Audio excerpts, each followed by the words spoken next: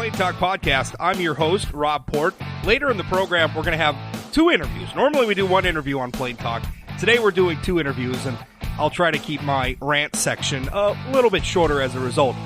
One interview is with a dentist who is supporting legislation to create a position in the state of North Dakota called dental therapists. Now, think of this in the context of the medical field, where you have full-on medical doctors, but then you also have sort of a tiered people below that. I'm struggling to find the actual term for it. There is a term of art for it, but essentially people who aren't doctors but can do some of the things, or qualified or licensed to do some of the things that doctors do. This was done to create flexibility in America's medical system so that not every single thing had to be done by a doctor. We could disseminate and overall increase access to services and perhaps try to keep costs down. This is the idea of creating dental therapists who could do some, but not all of the things that dentists do. So it's an interesting discussion. We've had this debate in the North Dakota legislature a couple of times. It's failed in the past in the face of heavy lobbying from dentists who, I think, although, I asked my guest this and she sort of demurred on the question, but I think a lot of that opposition motivated by economic self-interest. It's dentists taking sort of a guild-like attitude towards allowing other people to do the things that they do. They don't necessarily want, they're afraid that if not full dentists are allowed to do some of the things that dentists do, that there'll be less business for full-on dentists, which, to my mind, is something that we ought not consider at all. The goal of public policy is not to enrich dentists, but simply to ensure that people getting dental services are getting it safe and accountability. Beyond that, let the chips fall where they may. My other interview is with State Representative Craig Headland. He's a Republican from Jamestown. He's also chairman of the House Finance and Taxation Committee. He has a proposal, and I've been talking about the Legacy Fund a lot on Say Anything blog. I've been talking about it a lot here on the podcast. Because, we're basically at a tipping point where I think we've got to do something with this thing. The idea that we're just going to leave it sit and grow and not do anything with it, I think is foolish. Eventually, we're going to do something with it. I'd rather do something smart than something dumb. And I'm afraid if we don't do something smart, we're going to end up doing something dumb. Something I think might be smart is Representative Headland's bill to use legacy fund earnings to essentially buy down the income tax. Interesting interview. I will apologize in advance when you listen to the interview. It's a little rough. I didn't have the greatest connection with Representative Headland, who was talking to me on his cell phone from the Capitol in between his legislative duties. So it's broken up and there's some blankouts, and I apologize for that. But I think overall it's a good, informative interview. So that'll be a little bit later in the program as well. But before we get to there, I want to talk for a moment about outrage mobs. Now, certainly we've been seeing one here in North Dakota for the last 24 hours or so, targeted on State Representative Rick Becker. Now, I did an interview with Representative Becker and put it up in the podcast feed. I'm sure most of you probably listened to that. I also posted it at sayanythingblog.com.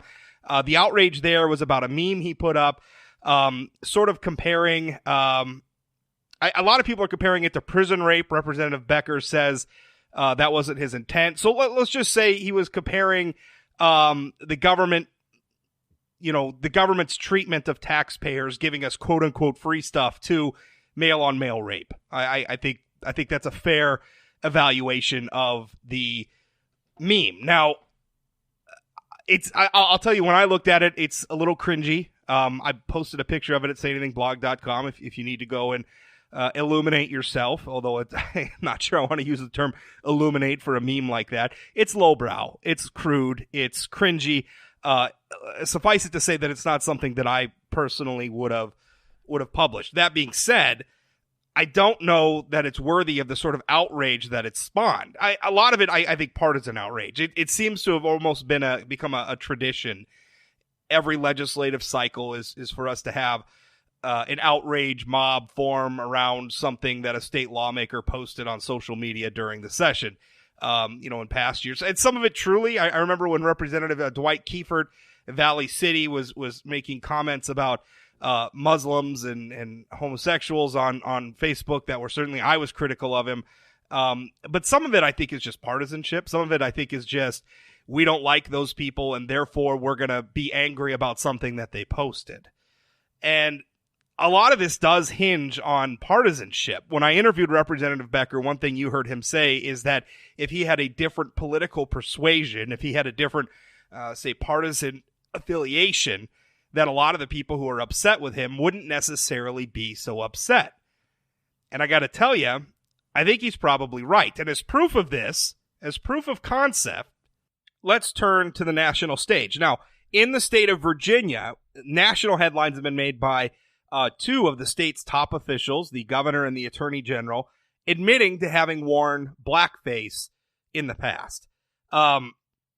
A third one, the lieutenant governor, is facing rape accusations, but we'll set that aside. Let's just deal with the blackface situation for now. Now, what's interesting about that is not so long ago, Megyn Kelly pretty much had her career, right? Megyn Kelly, former Fox News host, made a big splash when she switched and went from Fox News over to NBC News. Essentially, almost, I think maybe the straw that broke the camel's back in NBC News was during an interview, she asked the question, essentially why, I don't have the direct quote in front of me, but essentially she asked, why is it so bad to wear blackface? And I think the context was sort of Halloween costumes. And her question was, if you're wearing blackface in the context of just wanting to dress up as a celebrity that you like, or a superhero that you like, or a character, a fictional character that you like, and you're a white person and you darken your skin as part of your costume and you intend it as a positive thing, as a positive portrayal, is that necessarily a bad thing? Now, I think it still probably is. Blackface obviously has racial connotations in minstrel shows, and there's a whole history there that's very ugly and it's sensitive, and therefore, yes, it's in poor taste. Even if your intent is pure, it's probably still in poor taste to wear blackface. But Megyn Kelly was pilloried for even just asking the question, and probably because she has sort of is seen as generally sort of a right-of-center political figure. Certainly she worked for Fox News. That's how the public perceives her, as being right of center, and therefore, she was widely criticized. But now we have two Democratic politicians, right, who are facing criticism and admitted to having worn blackface in the past, and suddenly Democrats are talking about, well, let's learn to forgive. Senator Cory Booker, 2020 presidential candidate Cory Booker, said this at an event recently. I'm quoting from the Hill newspaper.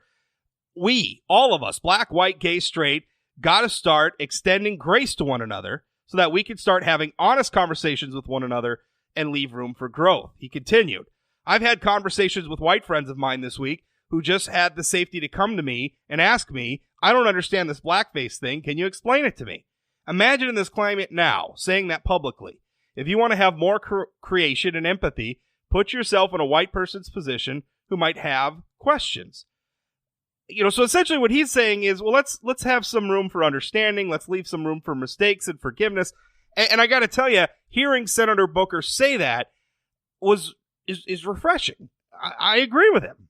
I agree with all of that. I think there should be some room for, redemption. I think there should be some room for somebody doing things that, maybe they don't think is that big of a deal because they don't have the lived experience. They don't have the life. They just don't understand. And it doesn't necessarily mean they're a bad person or a bigoted person. They're just somebody who was maybe insensitive or ignorant. And if they change their ways, maybe that's okay.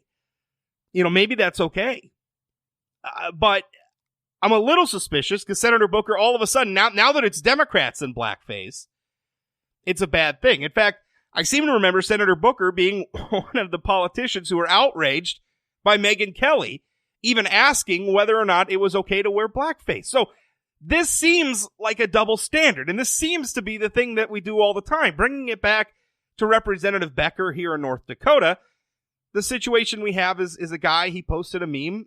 I think it would be fair I think it's fair to criticize Representative Becker for it. I think it's fair to say, hey, that's a little crude for an elected official to post on their, official. He posted it basically on his official Facebook page. Just say, hey, Representative Becker, this is a little crude. This is a little cringy. Why are you doing this? But for people to go so far as to demand, the North Dakota Democratic Party put out a statement, and the statement was, demanding that Governor Burgum respond, and demanding that Senator Hoeven respond, and Senator Kramer respond, and Representative Armstrong respond, and trying to blow it up into this big thing. And what that is that's the gotcha game. Right? I mean, that's the gotcha game. And so much of politics is just that these days. We don't spend a lot of time talking about policy. We spend a lot of time talking about what so-and-so said and what so-and-so did and whether or not that makes so-and-so a racist or a bigot or an anti-Semite or anything else. We're spending so much time on these witch hunts that it seems we never actually get around to talking about policy. And if we ever do get around to talking about policy, then the only thing we talk about with that policy is that the motivations for the proposed policy from the other side is motivated by bigotry or hatred or racism or anti-Semitism or any of those other things. This is no way to run a railroad, ladies and gentlemen. And so what worries me about all this, and you've heard me talk about this before. I did a podcast episode. The headline, I think the title of it was, we're censoring ourselves. And in that one, I was talking about an author, a fantasy young adult author who pulled her book from publication before it ever actually got published because she was attacked by reviewers who got advance copies of the book, who were upset about her portrayal as racism her portrayal of slavery as being something that could affect people who are also white, right? She took the concept of slavery and didn't depict it through the traditionally American perspective of slavery, which was the enslavement of African Americans. We should remember Native Americans were also enslaved. I mean, it wasn't just African Americans, but predominantly African Americans who were enslaved. A great mark of shame for our nation. But she portrayed it in a more modern sense that, white people were enslaved. And so the reviewers were upset about that. And before this book ever got to be published, before any of us even got a chance to read it and maybe decide about these depictions in a fictional work, by the way, this was not intended to be a historical work. I mean, it's set in like some fantasy kingdom. Before any of the rest of us got a chance to even read it, it was decided that it wouldn't even be published, at least not now. I hope it's published one day. That would be sad. But my point here is that we're living in a very populist age.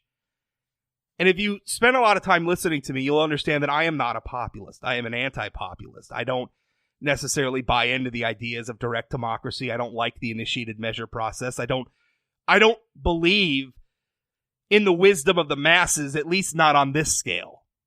I don't believe that the masses can act with competence when it comes to specific issues. Now, I believe in the masses having a say in who governs them. I like the idea of representative democracy.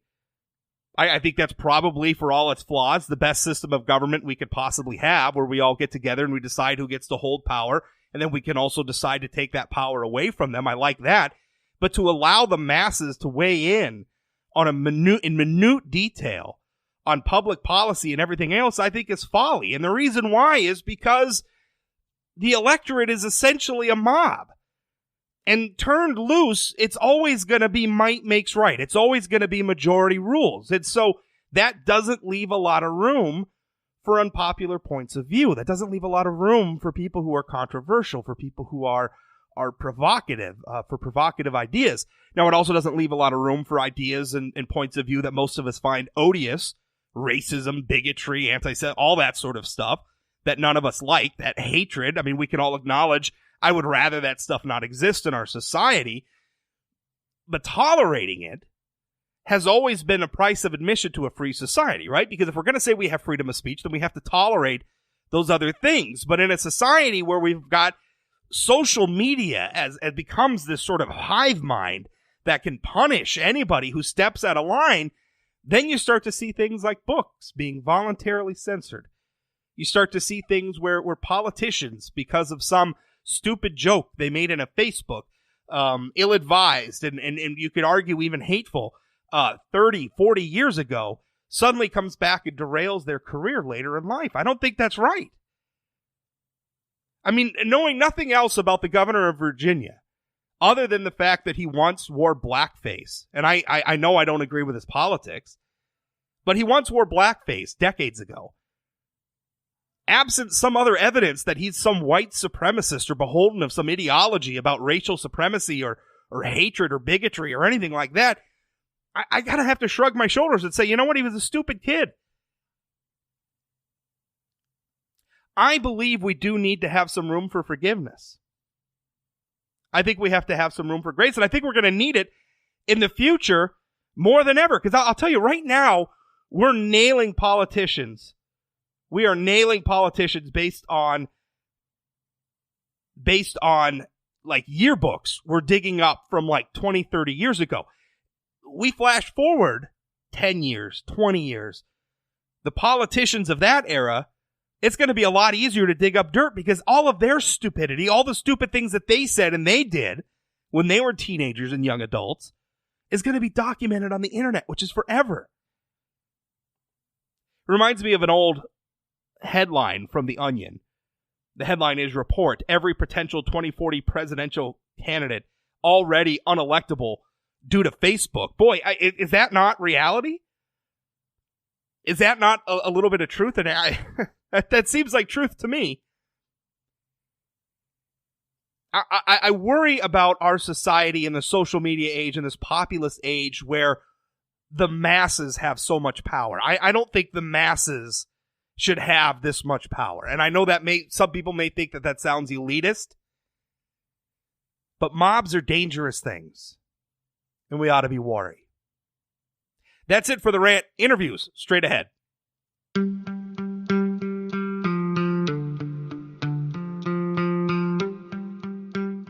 This episode of the Plain Talk Podcast is brought to you by Energy of North Dakota. Oil and natural gas from North Dakota strengthens all of America. And through our abundance of talents, innovations, and technologies, energy responsibly produced here translates to worldwide economic stability. With producers and our communities working together, we're securing a sustainable future that generation after generation can build on. It's all happening right now with Energy of North Dakota. Learn more at energyofnorthdakota.com.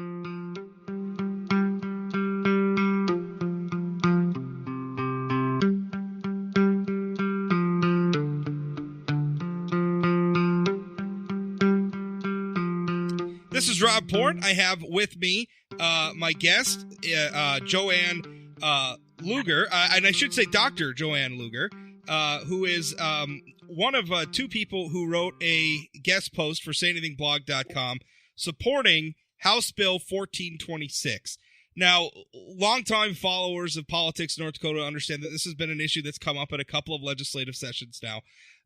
Essentially, what it would do is it would create a new, I think they're calling it a dental therapist, but basically a new sort of person who can do dental procedures and that currently not before. It kind of like if you think in the medical profession, we have physicians, but then we have like LPNs and we have all these different sort of levels of medical professionals who are allowed to do different things or different sorts of treatments or provide whatever, kind of bringing that same sort of thing into the dental profession. And really what I should do is just shut up and let my guests describe what it is House Bill 1426 would do. Dr. Luger, first of all, thanks for your time. And just give us, am I getting this right? Can you tell us exactly what would 1426 accomplish? Well, first of all, it is not a new position, a new mid-level provider. It is a new mid-level provider to North Dakota and to the United States. But this particular dental professional has been around for a very long time. They started in New Zealand, and they also have roots in Canada. And now the school had just started up in Minnesota. And what it is, as you said, is a mid-level provider that is trained to provide services like preventative care, cleanings, they can do fillings, and they can do extractions. Just some extractions, some simple cases, and they are monitored by a dentist. So why do we need this? Why we need this is because there is a very large unmet need in North Dakota. Now, I've been in public health my entire career. And actually, as a matter of fact, I started as a dental therapist. I worked in northern Canada for a number of years and then went into dentistry. So I'm very, very familiar with what a dental therapist's capabilities are, and what their limits of what they can do. Now in North Dakota, because we're having such a difficult time getting people that are living in poverty or people in nursing homes, anybody who doesn't have the economic means to seek dental care, they're being left behind. So right now we do have a public health nonprofit clinic in Bismarck that we open the doors for that. But we have 3 dentists here right now, and we just can't meet the need. So that's why. In some of the rural areas, it really would be nice for all you need is one dentist and to go in with 2 or 3 dental therapists, and we could do triple the amount of work. Now, that all makes sense. I've supported this legislation in previous sessions, and you're right. This would be new to North Dakota, but it's not new. We are doing this in other parts of the country, other parts of the world, but it would be new to North Dakota. When this has come up in the past, we have seen a lot of pushback from your colleagues in the dental industry, other dentists and dentist associations who have come out and said that this is not safe. Or some of their arguments, they're saying that you're going to have people who aren't necessarily qualified doing irreversible dental procedures.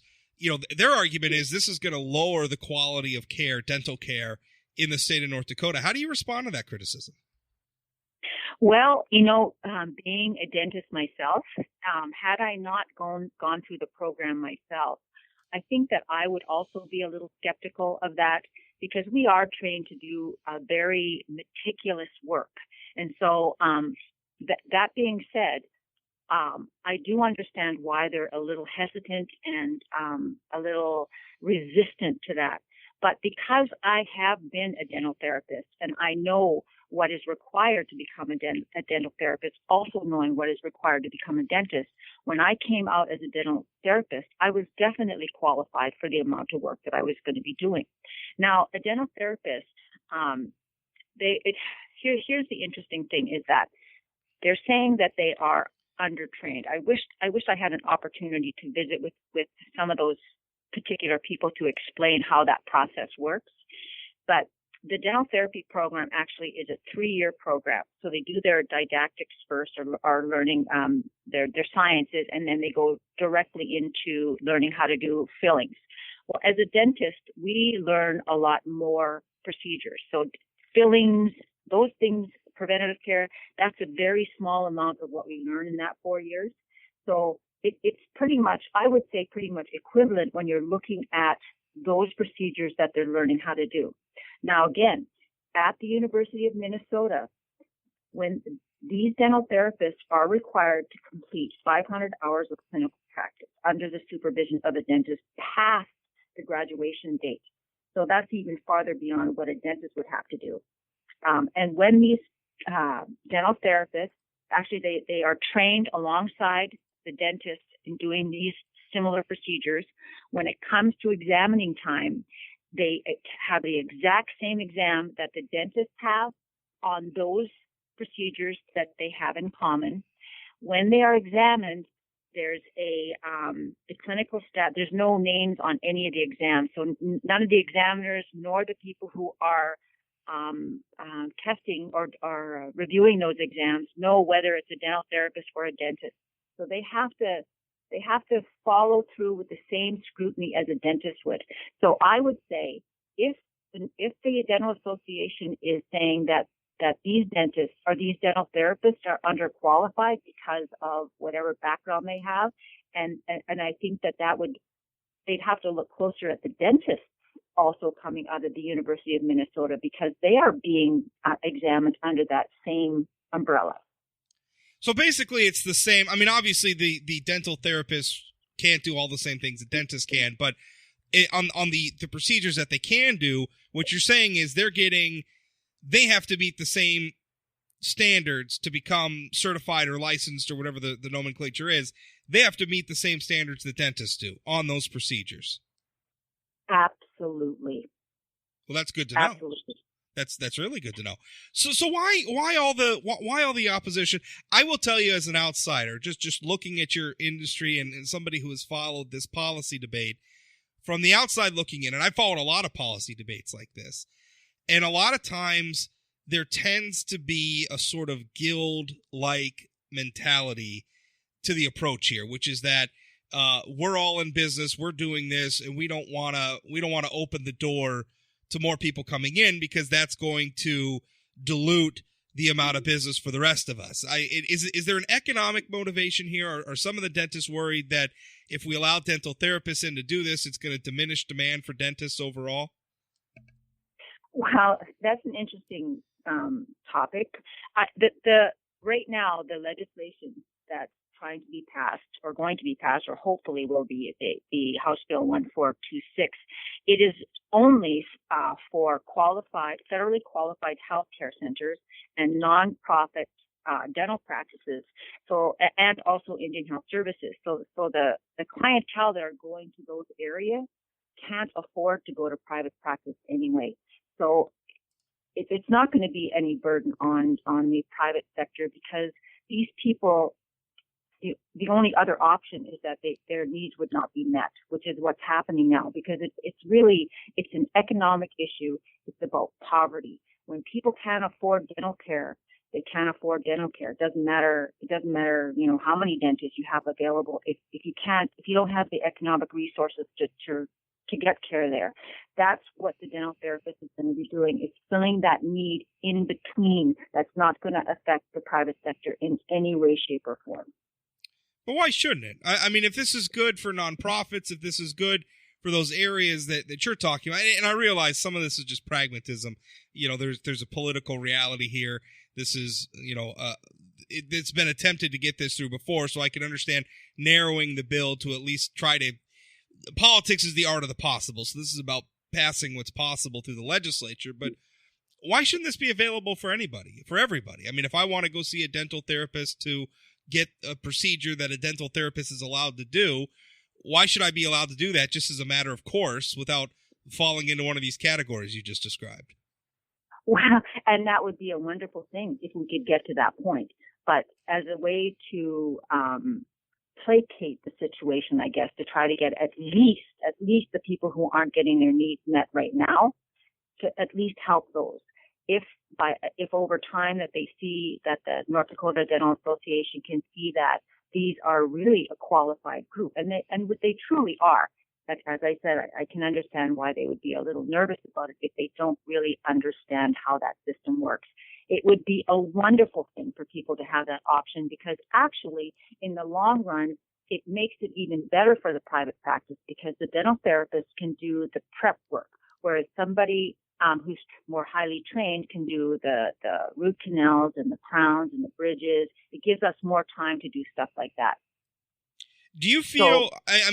You work in the dental industry, and obviously most of the opposition to this sort of legislation in the past has come from the dental industry. Do you feel like this narrowing of the bill has won some people over? Is there more support maybe or less skepticism than in years past? It sure doesn't seem like it. It doesn't seem like it because of the testimonies that I've heard during the presentation of the bill. It's the thing that to me is that when they provide how they're going or provide services that are supposed to meet those needs, none of those services are going to help people. They're not going to give them some place to get their fillings done, to have their pain taken care of. Most of the effort on the and I'm not trying not to be disrespectful in any way because at least it is an effort, but it's more towards prevention and teaching, and that we're past that. I mean, we still need prevention and teaching, but we still have a whole group of people that have unmet needs that need to be taken care of before. Now, speaking of unreversible procedures, if you don't have somebody drilling a hole and putting a filling in it, then 3 or 4 years down the road, I'm going to be pulling that out. That's a lot more irreversible, in my opinion. Well, that's true. I think the goal is we want people who need dental care to get dental care, right? I mean, that's the whole point. And, we want it to be safe, and we want to make sure that people who are providing that care are accountable and have met some basic standards.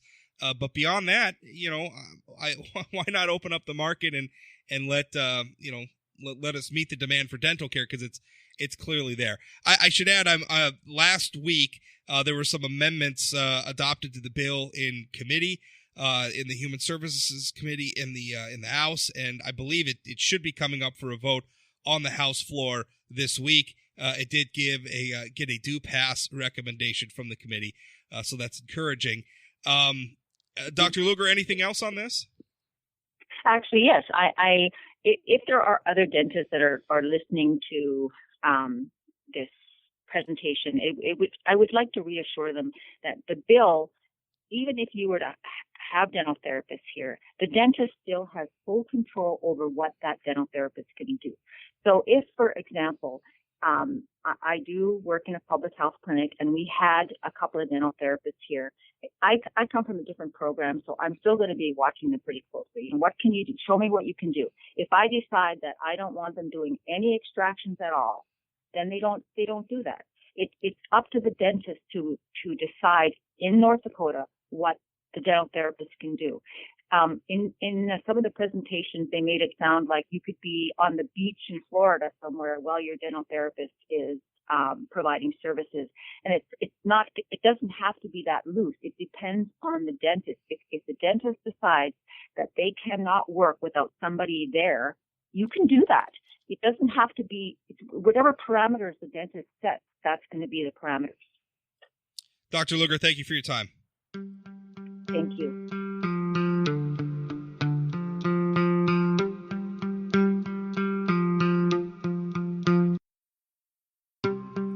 State Representative Craig Headland joins me. He's a Republican. He represents the Jamestown area. He is the chairman of the House Finance and Tax Committee, and he also introduced a bill. It's HB 1530, if you want to look it up for yourself. And what it would do is it would create an income tax reduction fund using some of legacy fund earnings. Now, that's an important thing. Earnings, not principal. But would essentially use that fund to reduce and eventually phase out the state income tax. Representative Headland, did I get all that right? Sure, Rob. That sounds pretty accurate. Now, I should have looked a little closer at the bill before we came on. Is this just the personal? Is this both corporate and personal income tax? Yes, it is, both individual and corporate. So tell us, I mean, how would it work over time? Because I mean, the basics are we're going to use legacy fund earnings. We're going to put them in a fund. We're going to use them to reduce the income tax. That's the broad strokes. But as a practical matter, how would this work? Well, Rob, the way the bill has been designed is when we started talking about the concept, that means myself and the tax, we came to the realization that in the governor's budget, there was probably already about $300 million of spent. We actually spent $200 million of that to get out of here last session, so that would be an additional $100 million that the governor had incorporated into his budget. And I'm not sure he maybe had spent the whole $300 million, but regardless, we knew that we had to set aside and make provisions for that. So what we did is we designed the bill to take the profits after, or the earnings after that $300 million. And at the time when we began discussions, they were anticipating that fund could have, the earnings portion could have as much as $450 million of earnings. So that would have left $150 million to reduce marginal rates in both corporate and individual tax. However, we do know now that is not going to be the case. The other provision we put in initially was a $50 million transfer. If there were not at least $50 million worth of earnings available, you probably couldn't reduce the rates across both individual and corporate income tax enough to make a difference. So we would allow that to flow into the general fund. So in future bienniums, I'm sorry, go ahead. Well, I was just going to say, so then after this initial biennium, in future bienniums, 50% of the earnings would be transferred to this fund to reduce the marginal rates. Now, I mean, and that would continue into the future. Right. Now, obviously, we're going to be using legacy fund earnings for this. Would it make the reduction permanent, or would we be stuck in a situation where our income taxes in a given biennium are kind of hinging on what the earnings from the legacy fund are going to be? No. Any reduction made, there is no provision in the bill that that rate would have to go back to where it was or something higher than that. So the legislature itself, if that were to come to be, would have to go in and make an increase. And, I just don't see that happening. So it's designed to reduce rates. There is no provision to increase them. Okay, so what about people who are worried about this creating a revenue uncertainty? Because that was something when I spoke with Governor Burgum about this, and he's come out, he said during an interview with me, and then I think he said again just recently, he opposes your legislation. His argument is essentially uncertainty. He's saying, well, the legacy fund isn't a certain source of revenues. That's his argument. Therefore, we're going to create revenue uncertainty. So what happens if, our earnings from the legacy fund aren't what's expected, and there's no provision in the bill to raise the income tax, and as you say that's unlikely, so do we end up with like a revenue shortfall then? How does that work? Well, I suppose in theory that could happen, but I think it's a highly unlikely. The legislature always faces a possible prospect of coming in with a revenue shortfall. We're facing it this biennium. We were facing it last biennium. And so the legislature, is going to do one of two things. They're either going to raise taxes to accommodate, or they're going to reduce spending somewhere.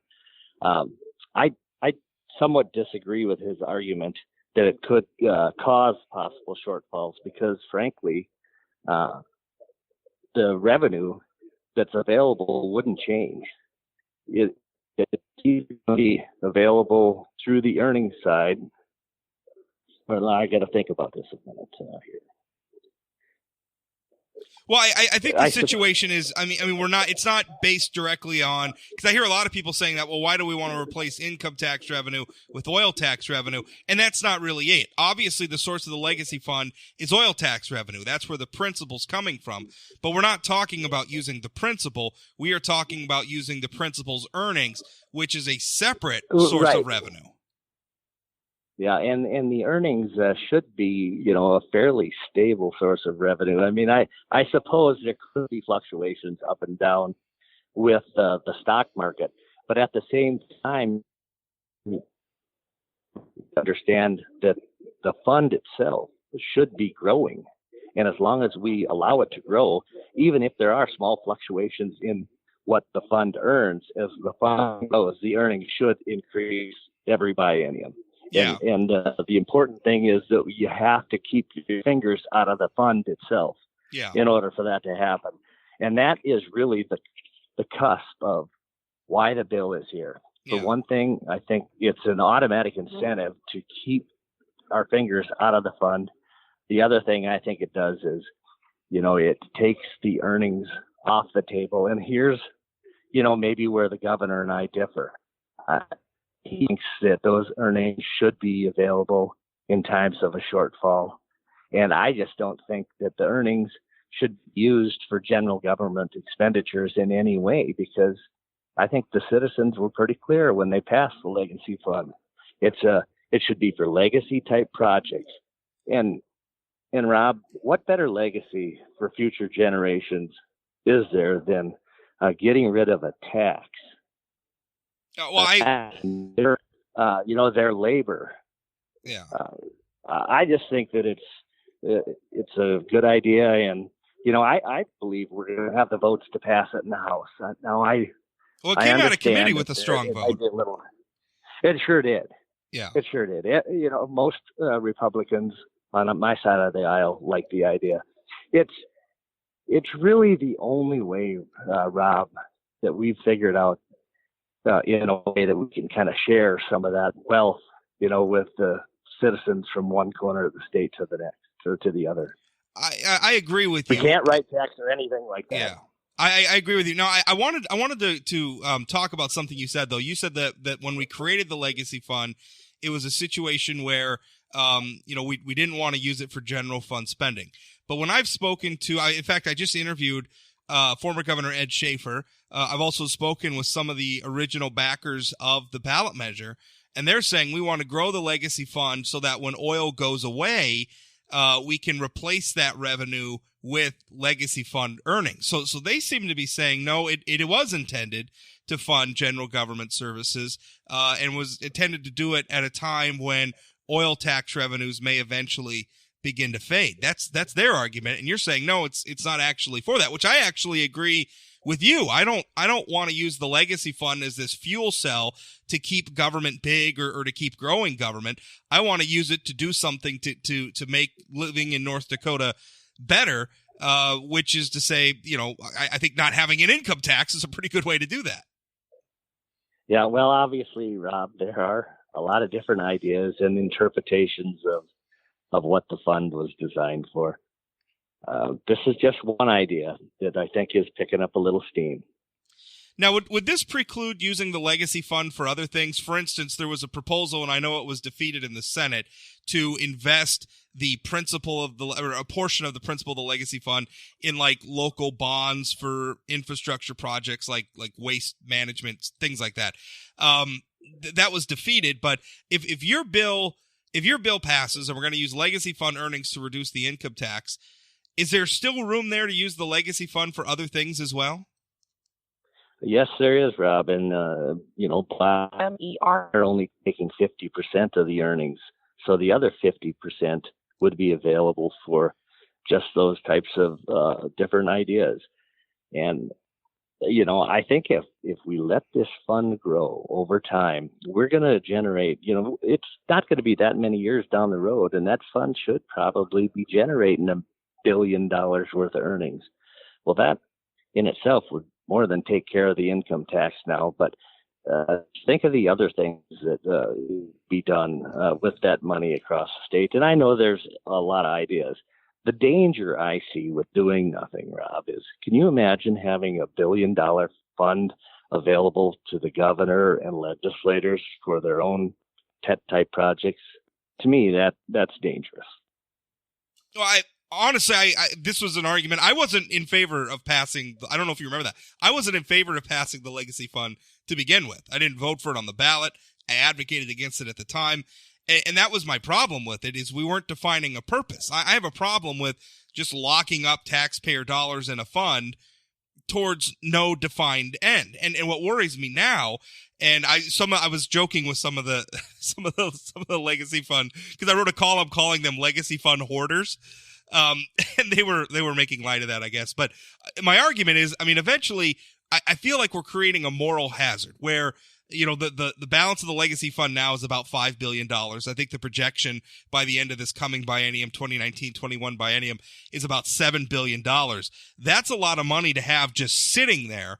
And what worries me is that if it's just sitting there, you legislators are going to find something kind of stupid to do with it. Right? We're gonna do something, and it's not going to be very smart, and we're going to squander it. And the chances of that happening, I think, grow over time as that fund gets bigger without some sort of defined purpose. So I think the time is now. We got to do something with it. And honestly, I think your proposal is probably, I don't mean to damn it with faint praise, but maybe the least bad thing we could do with it. Yeah, I don't know exactly what you said because you did cut out a little bit there, but I think we're saying that you thought it was one of the better ideas being talked about, even though you probably still disagree with having the fund itself. There's a couple of different ways to look at it. I think, we created the fund initially. The idea was to not spend all that money as it became available. And Rob, you saw what happened. We used to grow government in a way that it's kind of hard to even fathom. The fact that we doubled the government per capita of, say, our neighboring state, South Dakota. And that all happened since 2008 when they discovered how to horizontally frack. So I still like the fund. I believe it was a good idea. I believe that it'll take care of a lot of important things into the future when we're no longer pumping oil. I haven't contemplated whether using the government is proper, but I suppose if you allow the fund to get large enough, it could very well do that. Yeah. Well, Representative Headland, thank you for your time. I appreciate it. Right. Thanks, Rob. Thank you.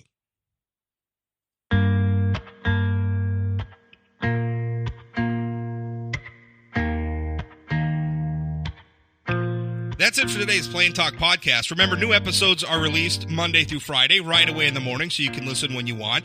And I was going to mention, if you would, if you're using iTunes or another service that allows ratings and reviews, feel free to post one. Be honest. If you don't like the show, I guess say that. But if you would leave some reviews, leave some ratings for the podcast, it really helps us out. If you want to subscribe to the podcast, you can find us on all your favorite podcasting services.